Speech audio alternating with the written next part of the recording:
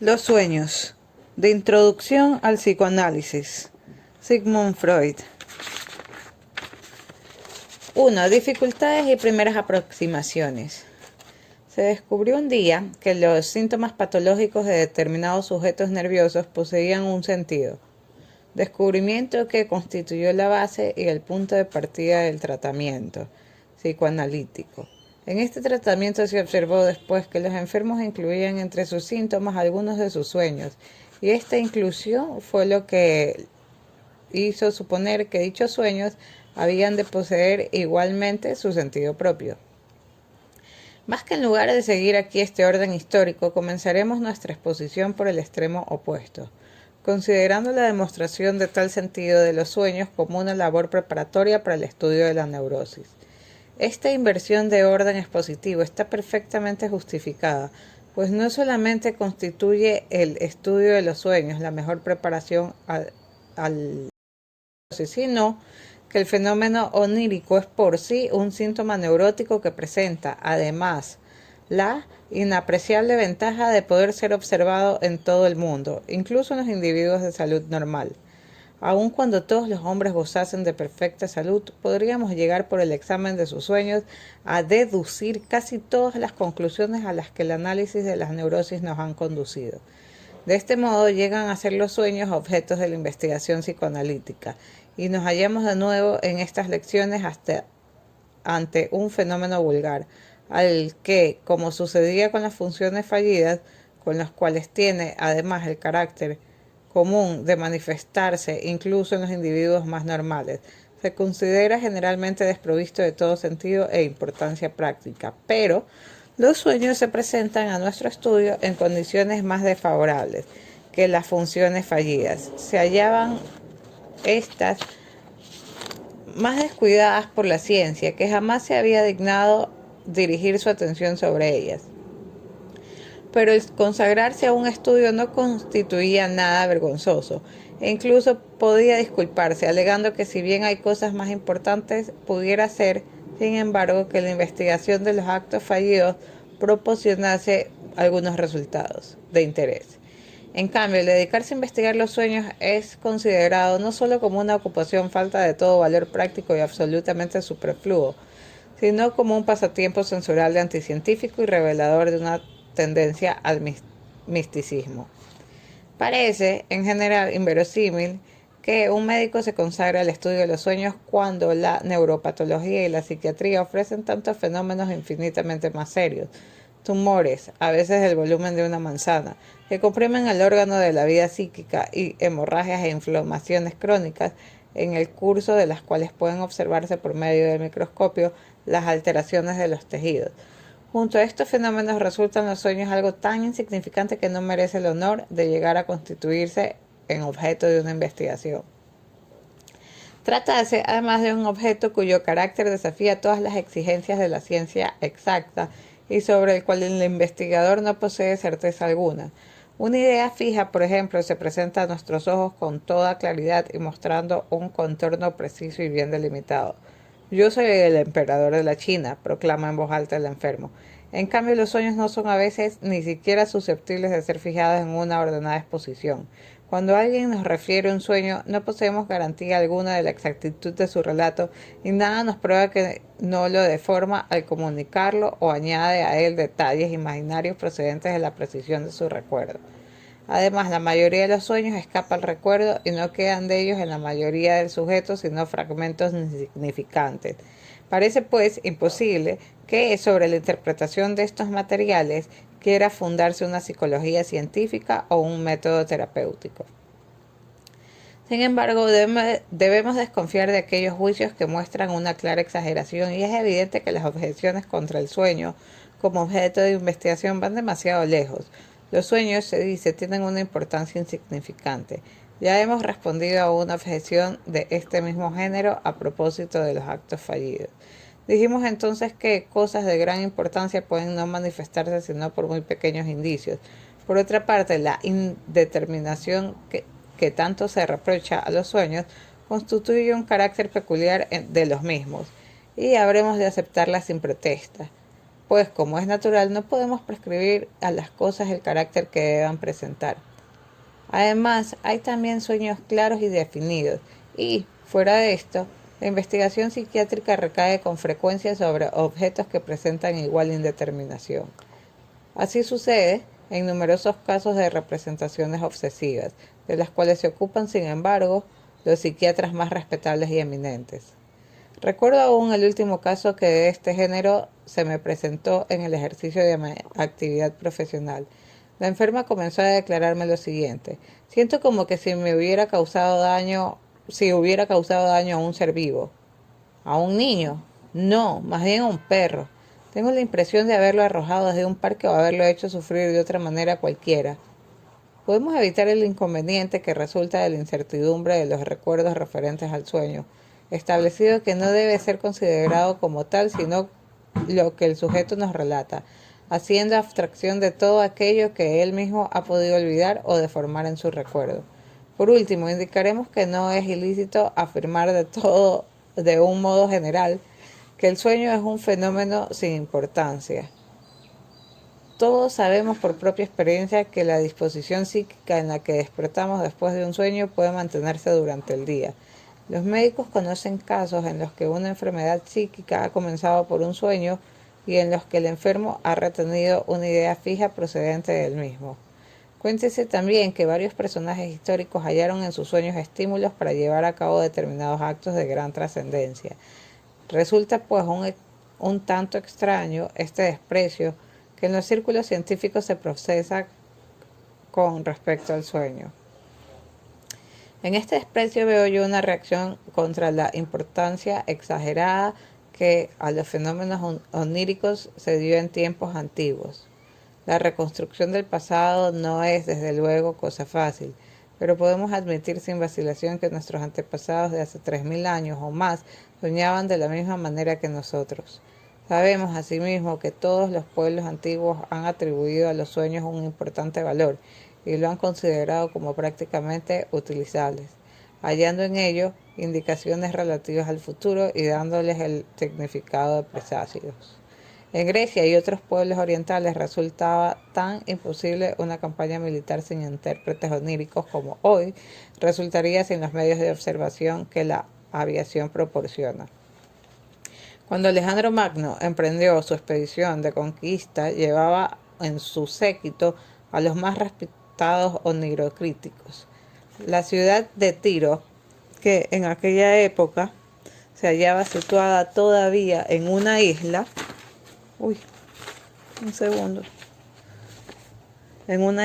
oponía al monarca una tan pertinaz resistencia que Alejandro había decidido ya levantar el sitio, cuando una noche vio en sus sueños a un sátiro entregado a una danza triunfal.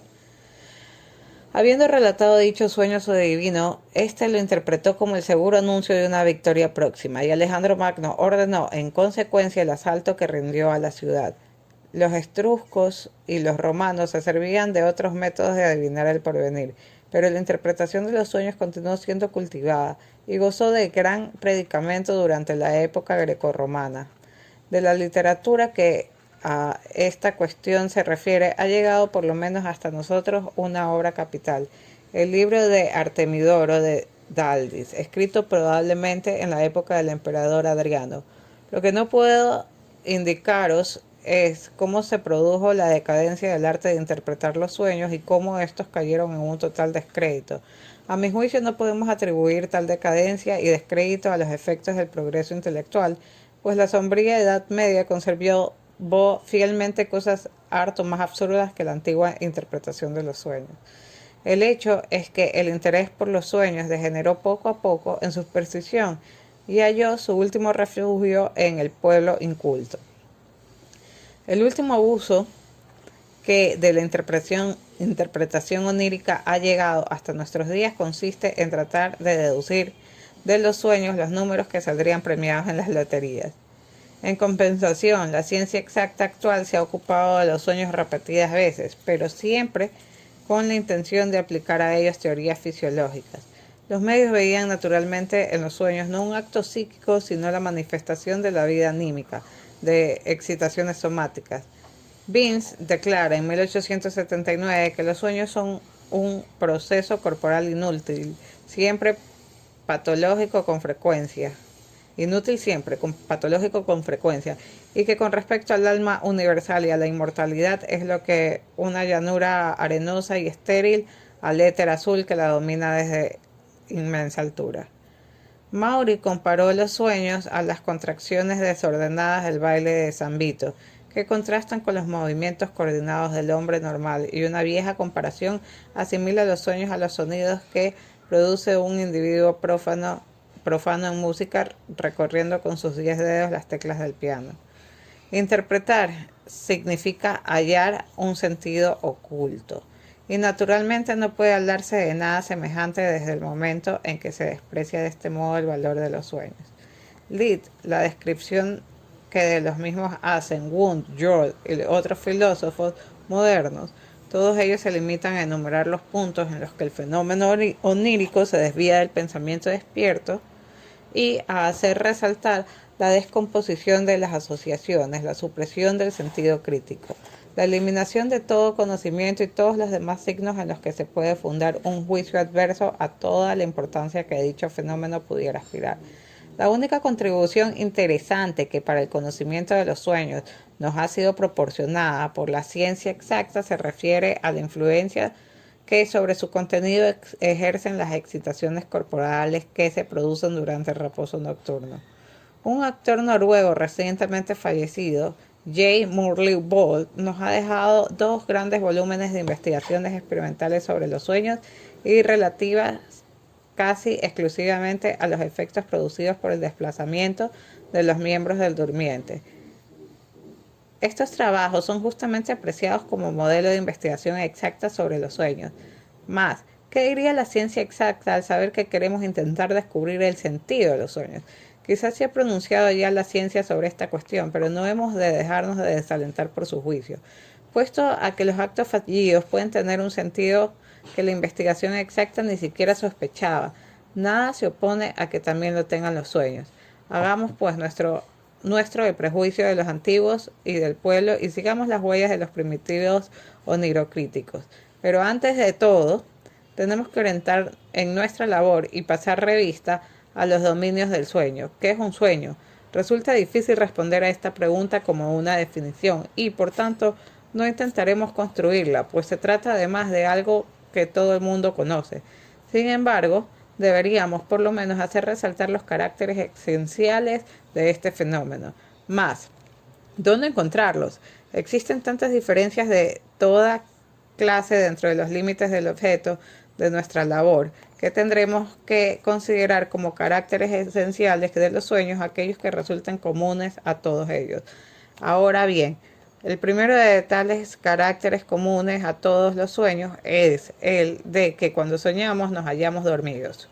Es evidente, pues, que los sueños son una manifestación de la vida psíquica durante el reposo y que sí, esta vida ofrece determinadas semejantes con la de la vigilia,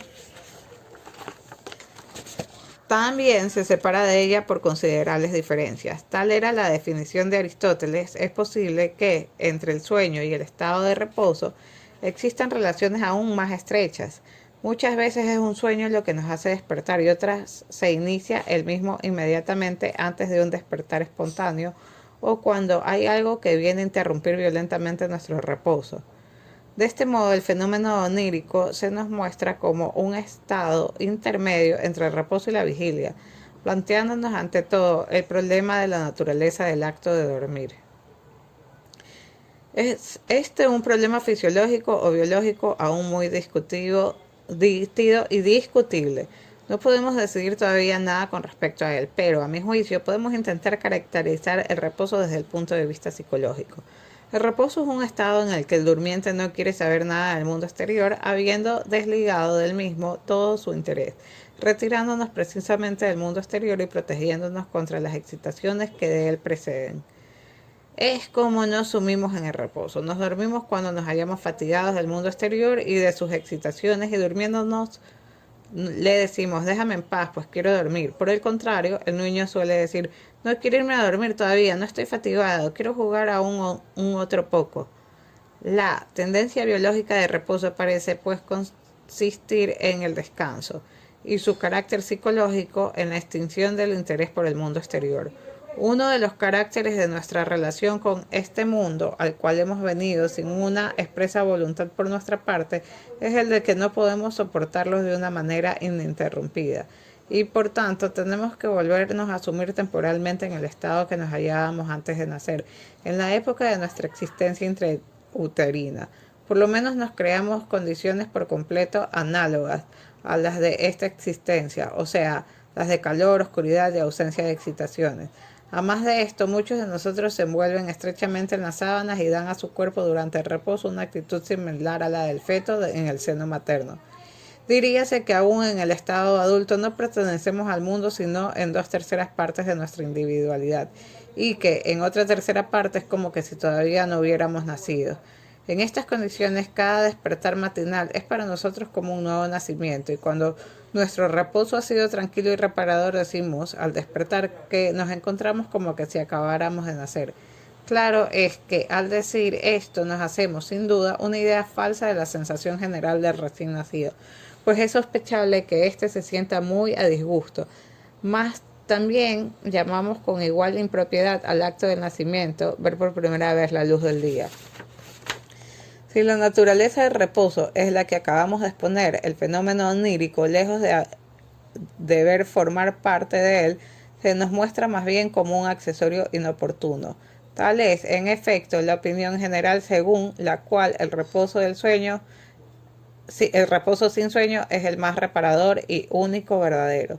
Durante el descanso no debe subsistir actividad psíquica ninguna, y solo cuando nos hemos conseguido alcanzar por completo el estado de reposo fetal perdurarían en nosotros restos de dicha actividad, los cuales constituían precisamente los sueños.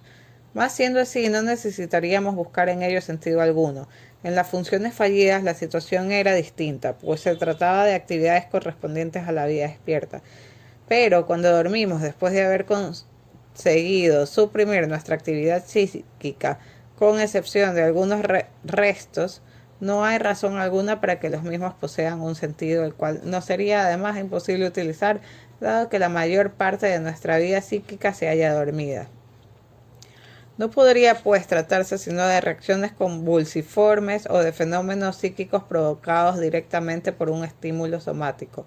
Los sueños no serían por tanto sino restos de la actividad psíquica del estado de vigilia, susceptibles de perturbar en el reposo, y tendríamos que abandonar esta cuestión como extraña al alcance del psicoanálisis. Pero, aun suponiendo que el sueño sea inútil, no por eso deja de existir y podríamos por lo menos intentar explicarnos tal existencia. ¿Por qué la vida psíquica no duerme? Hay sin duda algo que se opone a su reposo. Sobre ellas actúan estímulos a los que tiene que reaccionar. Así pues, los sueños no serán otra cosa que la forma que el alma tiene de reaccionar durante el estado de reposo a las excitaciones que sobre ella actúan, deducción que abre un camino a nuestra comprensión del fenómeno onírico.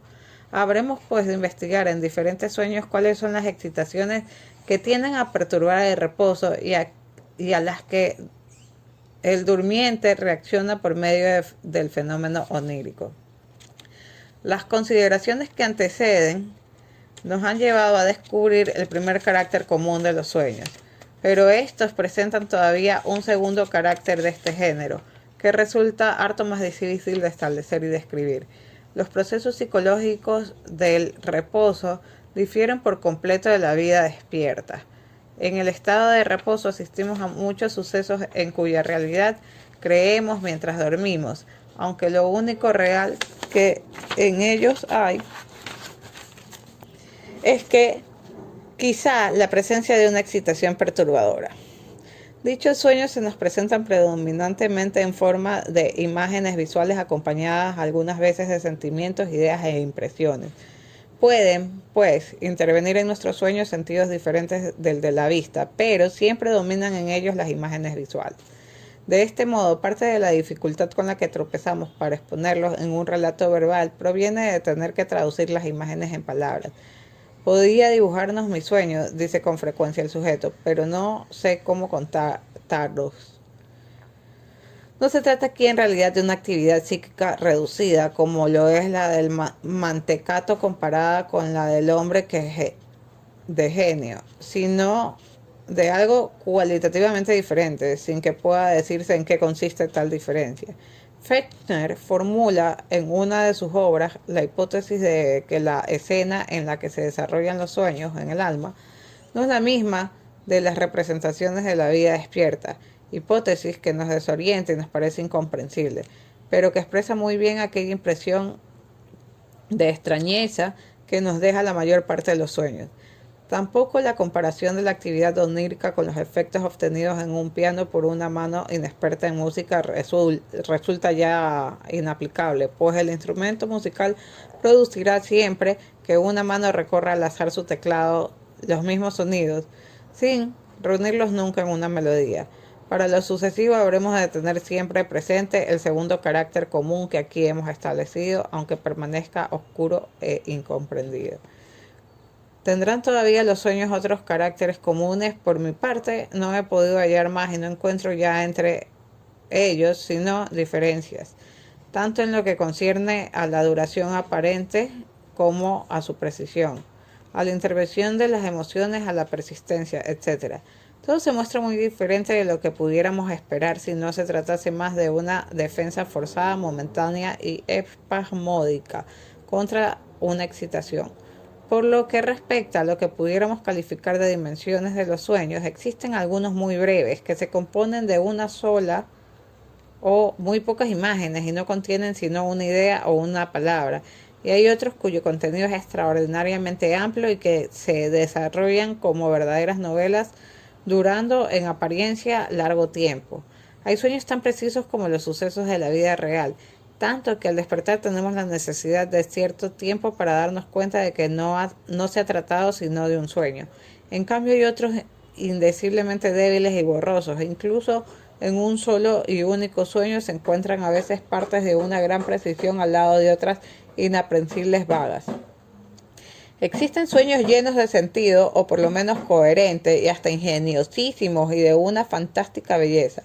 Otros, en cambio, son embrollados, estúpidos, absurdos y extravagantes. Algunos nos dejan por completa fríos, mientras que otros despiertan todas nuestras emociones y nos hacen experimentar dolor hasta el llanto, angustia que nos hace despertar, asombro, admiración, etc.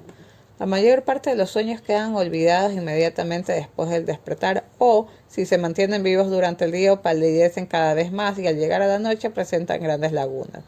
Por el contrario, ciertos sueños, por ejemplo los de los niños, se conservan tan bien que los recordamos a veces a cabo de 30 años, como que si de una impresión recentísima se tratase. Algunos se producen una sola y única vez y otros surgen repetidamente en la misma persona sin sufrir modificación alguna o con ligeras variantes. Perdón. Vemos pues que este mínimo fragmento de actividad psíquica dispone de un repertorio colosal y es apto para recrear todo lo que el alma crea en su actividad diurna. Mas sus creaciones son siempre distintas a las de la vida despierta. Podríamos intentar explicar todas estas variedades de los sueños suponiendo corresponden a los diversos estadios intermedios entre el reposo y la vigilia, o sea, a diversos grados del reposo incompleto. Pero si así fuera, a medida que el rendimiento onírico nos mostrase un mayor valor, un contenido más rico y una precisión más grande, deberíamos darnos cuenta cada vez con más claridad de su carácter de sueño, pues en los de este género la vida psíquica nocturna se aproxima mucho a la del estado de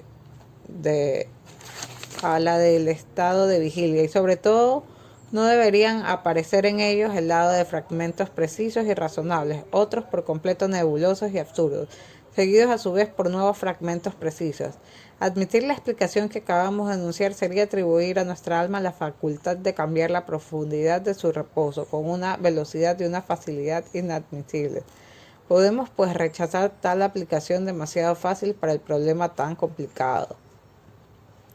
Renunciaremos por ahora y hasta nueva orden a investigar el sentido de los sueños para intentar, partiendo de los caracteres comunes a todos ellos, llegar a una mejor comprensión de los mismos. De las relaciones que existen entre los sueños y el estado de reposo, hemos deducido que el sueño es una reacción a un estímulo perturbador de dicho reposo. Como ya indicamos, es este el único punto en el que la psicología experimental puede prestarnos su concurso, proporcionándonos la prueba de que las excitaciones producidas durante el reposo aparecen en el fenómeno onírico. Conocemos gran número de investigaciones sobre esta cuestión, incluyendo las últimas de Morley Bolt antes mencionadas. Y todos nosotros hemos tenido ocasión de confirmar esta circunstancia por medio de observaciones personales. Citaré aquí algunas experiencias de este género escogidas entre las más antiguas. Maury llevó a cabo varias de ellas en su propia persona, haciéndole oler mientras se hallaba durmiendo agua de colonia. Soñó que se encontraba en El Cairo, en la tienda de Juan María Farina, hecho con él que se enlazó después de una serie de extravagantes aventuras. Otra vez, pellizcándose ligeramente la nuca, soñó que se aplicaba un cataplasma y con un médico que le había cuidado en su infancia. Perdón. Por último, en otro experimento, se le vertió una gota de agua sobre la frente y soñó que se encontraba en Italia. Sudaba mucho y bebía vino blanco de Orvieto. Aquello que más nos impresiona en estos sueños provocados experimentalmente lo hallaremos quizás con una mayor precisión en otra serie de sueños obtenidos por medio de estímulo artificial. Nos referimos a 3 sueños comunicados por un sagaz observador, Hildebrandt, todos los cuales constituyen reacciones al ruido producido por el timbre de un despertador.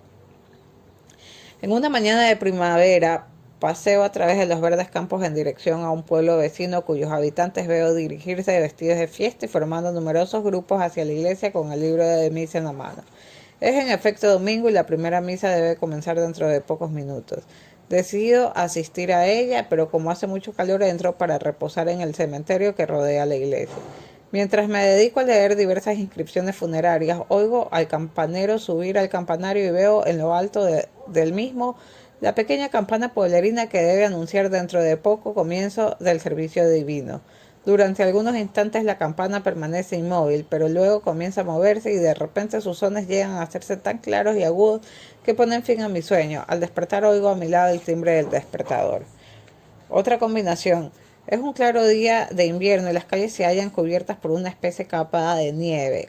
Tengo que tomar parte de un paseo en trineo, pero me veo obligado a esperar largo tiempo antes de que se me anuncie que el trineo ha llegado y espero a la puerta. Antes de subir a él, hago mis preparativos poniéndome el gabán de pieles e instalando en el fondo del coche un calentador. Por fin subo al trineo, pero el cochero no se decide a dar la señal de partida a los caballos. Sin embargo, estos acaban por emprender la marcha y los cascabeles de sus colleras, violentamente sacudidos, comienzan a sonar, pero con tal intensidad que el cascabelero rompe instantáneamente la araña de mi sueño. También se trataba simplemente del agudo timbre de mi despertador. Tercer ejemplo. Veo a mi criada pasar por un corredor hacia el comedor llevando una pila de varias docenas de platos. La columna de porcelana me parece a punto de perder el equilibrio. Ten cuidado, advierto a la criada. Vas a tirar todos los platos. La criada me responde como de costumbre que no me preocupe, pues ella sabe lo que hace. Pero su respuesta no me impide seguirla con una mirada inquieta. En efecto, al llegar a la puerta del comedor tropieza y la frágil vajilla cae, rompiéndose en 1000 pedazos sobre el suelo y produciendo un gran estrépito que se sostiene hasta hacerme advertir que se trata de un ruido persistente distinto del que la porcelana ocasiona al romperse y parecido más bien al de un timbre. Al despertar compruebo que es el ruido del despertador. Estos 3 interesantes sueños se nos muestran plenos de sentido y, al contrario de lo que generalmente sucede, en extremo coherentes. Por tanto, no les pondremos tacha alguna. Su rasgo común consiste en que la situación se resuelve siempre por un ruido que el durmiente reconoce al despertar, ser el ocasionado por el timbre del despertador. Vemos, pues, cómo un sueño se produce, pero aún observamos algo más. El sujeto no reconoce en su sueño el repique del despertar, el cual para nada interviene, además, en el sueño, sino que reemplaza dicho ruido por otro e interpreta de un modo diferente cada vez la excitación que interrumpe su reposo. ¿Por qué así? Es esta la interrogación para la que no hayamos respuesta por ahora. Diríase que se trata de algo arbitrario. Para comprender el sueño sería precisamente poder explicar por qué el sujeto escoge precisamente tal ruido y no tal otro para explicar la excitación provocada por el despertador. Puede igualmente objetar a los experimentos de Maury que si bien vemos manifestarse la excitación en el sueño, no llegamos a explicarnos por qué se manifiesta en una forma determinada, que nada tiene que ver con la naturaleza de la excitación. Además, en los sueños de Maury aparecen enlazados con el efecto directo de la excitación numerosos efectos secundarios, tales como las extravagantes aventuras del sueño provocado por el agua de Colonia, aventuras que resultan imposibles de explicar. Ahora bien, observad que es también en los sueños que acaban en el despertar del sujeto en los que fácilmente logramos establecer la influencia de excitaciones interruptoras del reposo. En la mayoría de los demás casos, nuestra misión será harto más difícil. No siempre nos despertamos después de un sueño y cuando por la mañana recordamos el sueño de aquella noche nos ha de ser imposible volver a encontrar la excitación que quizás había actuado durante el reposo. Por mi parte solo una vez y merced a las circunstancias particulares he conseguido comprobar a posteriori una excitación sonora de este género. En un balneario del Tirol desperté una mañana con la convicción de haber soñado que el Papa había muerto. Mientras intentaba explicarme este sueño, me preguntó mi mujer si había oído al amanecer un formidable repique de todas las iglesias y capillas de los alrededores. No había oído nada, pues mi reposo es harto profundo, pero estas palabras de mi mujer me permitieron comprender mi sueño. Mas, ¿cuál es la frecuencia de estas excitaciones que inducen al durmiente a soñar sin que más tarde le sea posible obtener la menor información con respecto a ellas? Nada podemos determinar a este respecto, pues cuando la excitación no puede ser comprobada al despertar, resulta generalmente imposible hallar indicio alguno que nos permita deducir su efectividad. Además, no tenemos por qué detenernos en la discusión del valor de las excitaciones exteriores, desde el punto de vista de la perturbación que las mismas aportan al reposo, pues sabemos que no pueden explicarnos sino solamente un pequeño fragmento del sueño y no toda la reacción que lo constituye. Sin embargo, no resulta esto razón suficiente para abandonar toda esta teoría susceptible, además de un importante desarrollo.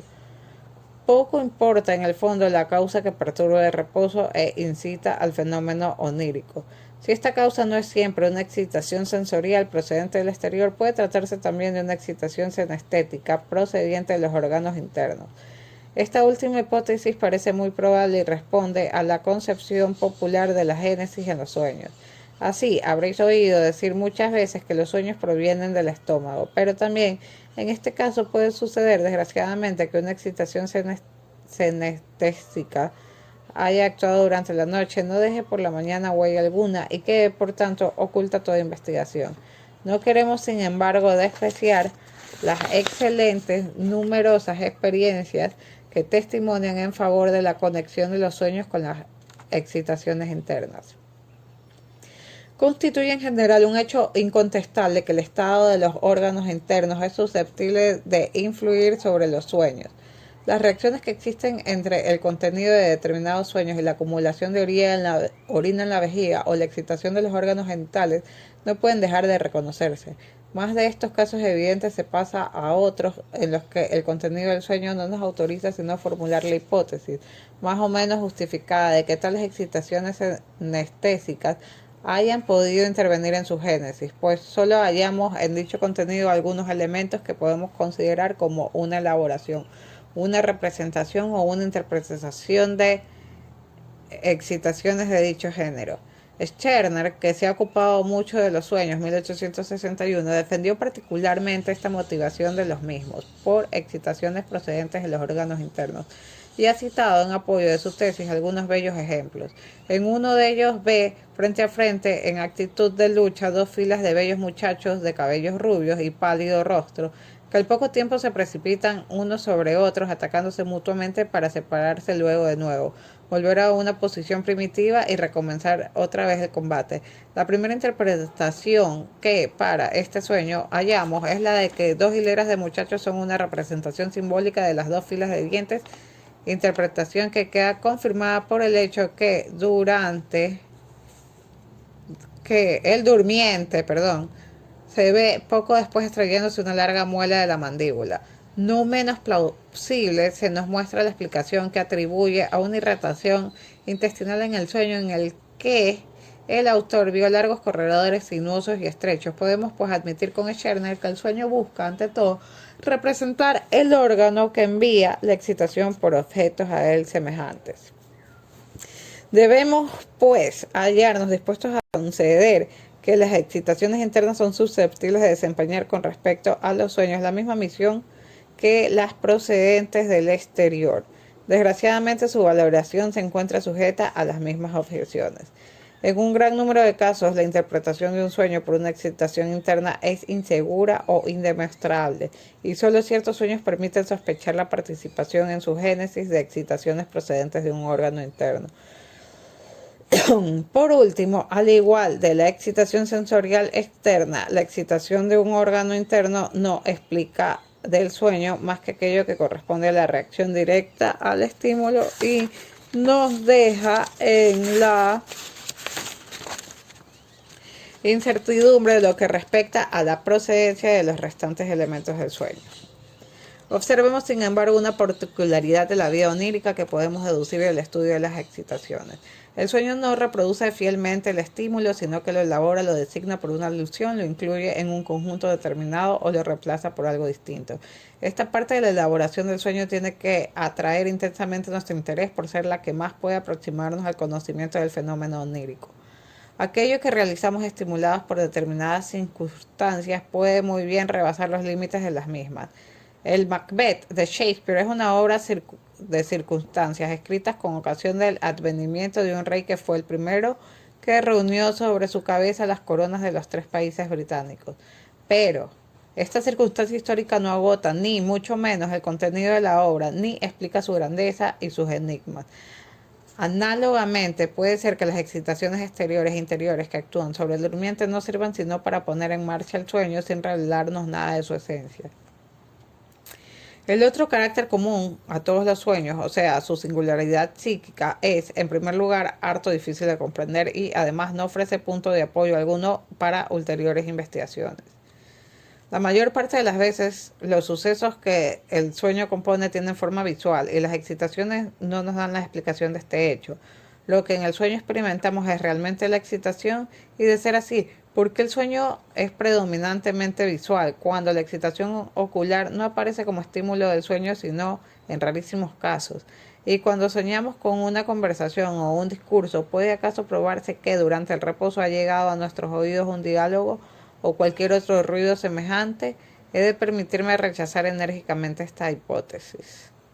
Puesto que los caracteres comunes a todos los sueños no nos son de utilidad alguna para explicación de los mismos, seremos quizás más afortunados llamando en nuestro auxilio a las diferencias que los separan. Los sueños son con frecuencia desatinados, embrollados y absurdos, pero también los hay llenos de sentido, precisos y razonables. Intentaremos ver si estos últimos permiten explicar los primeros. Con este objeto voy a comunicaros el último sueño razonable que me ha sido relatado y que fue soñado por un joven. Paseando por la calle de C, me encuentro a F, al que acompaño algunos momentos. Luego entro en el restaurante. 2 señoras y un caballero vienen a sentarse a mi mesa. Al principio me contraría su presencia y no quiero mirarlos más. Por el último, levanto los ojos y veo que son muy elegantes. El sujeto de este sueño manifiesta con relación al mismo que la tarde inmediatamente anterior había pasado en realidad por la calle C y había encontrado a F. La otra parte del sueño no constituye ya una reminiscencia directa, pero presenta cierta analogía con un suceso del que el sujeto fue protagonista en una época anterior. He aquí otro sueño de este género soñado por una señora. Su marido le pregunta si no hay que afinar el piano. Ella responde: es inútil, pues de todas maneras habrá que cambiar la piel. Este sueño reproduce sin grandes modificaciones una conversación que la señora ha tenido con su marido el día que precedió al sueño. Veamos ahora qué es lo que estos 2 sueños, un tanto sobrios, nos enseñan. Ante todo, observemos que en ellos se nos muestran reproducciones de sucesos de la vida diurna o elementos con ella enlazados. Si pudiéramos decir otro tanto de todos los sueños, habríamos obtenido ya un resultado harto apreciable. Pero no es este el caso, y la conclusión que acabamos de formular no se aplica sino a un pequeño número de sueños. En la mayor parte de estos no encontramos nada que tenga conexión con el estado de vigilia y permanecemos siempre en la ignorancia de los factores determinantes de los sueños absurdos y desatinados. Sabemos tan solo que nos hallamos en presencia de un nuevo problema. Queremos saber no solamente lo que un sueño significa, sino también cuándo, cómo, en los casos que acabamos de citar, posee una precisa significación. ¿Por qué y con qué fin reproduce el sueño un suceso conocido, acaecido recientemente? Os hallaréis sin duda, como yo me hallo, fatigados de proseguir nuestra investigación por este camino. Vemos que todo el interés que consagramos a un problema será inútil mientras ignoremos en qué dirección habremos de buscar la solución. Orientación en la que hasta ahora carecemos en nuestra labor investigadora. La psicología experimental no nos aporta sino algunos muy pocos datos, aunque ciertamente preciosos, sobre el papel de las excitaciones en la iniciación de los sueños. De la filosofía podemos solamente esperar que nos muestre de nuevo desdeñosamente la significancia intelectual de nuestro objeto. Y tampoco podemos ni queremos tomar nada de las ciencias ocultas. La historia y la sabiduría de los pueblos nos dicen, en cambio, que el sueño posee todo el sentido e importancia de una anticipación del porvenir. Cosa difícil de aceptar y de imposible demostración. Así pues, nuestros primeros esfuerzos han sido por completo baldíos y solo han servido para colocarnos en una situación de penosa perplejidad.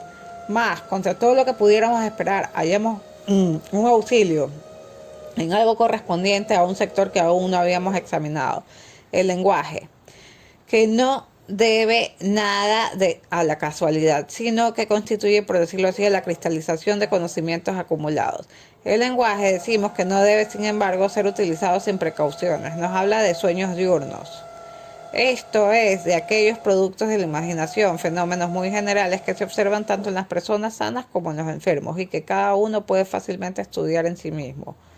Lo más singular de estas producciones imaginarias es el hecho de haber recibido el nombre de sueños diurnos, pues no representan ninguno de los dos caracteres comunes en los sueños propiamente dichos. Como lo indica su nombre, no tiene relación alguna con el estado de reposo y por lo que respecta al segundo de los caracteres comunes señalados, observamos que en estas producciones imaginativas no se trata de sucesos ni de alucinaciones, sino de representaciones. Pues sabemos que fantaseamos y no vemos nada, sino que lo pensamos. Estos sueños diurnos aparecen en la edad que precede a la pubertad. Muchas veces ya en la segunda infancia y se conservan hasta la edad madura, y en algunos casos hasta la más avanzada vejez.